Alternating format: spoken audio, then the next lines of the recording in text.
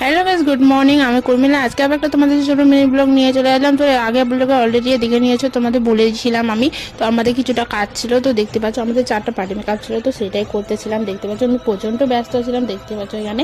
তো বুনু তো এখানে তার কাজ করতেছে, তো আমিও আমার কাজ করতেছি। তো এইটা ছিল সেকেন্ড পার্টি মেকআপ। তো এইটা মেকআপটা কেমন লাগছে তোমরা নিশ্চয়ই কমেন্টে জানাবে। এখানে আমি কারো ফাইনাল লুক শেয়ার করিনি, ফাইনাল লুক অন্য একটা ভিডিওতে তোমরা দেখতে পারবে।